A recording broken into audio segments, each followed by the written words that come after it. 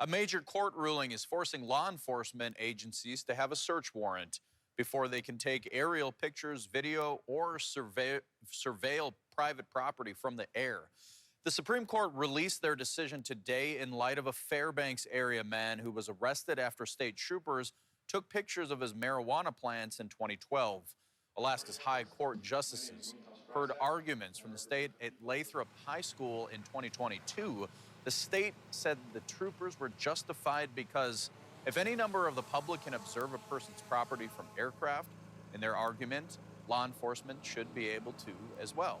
The court wrote in its decision that the power to see enough detail of a person's private life just outside their home corrodes Alaskans' sense of security. Fairbanks attorney Robert John, who represented the man arrested in 2012, says it's a victory.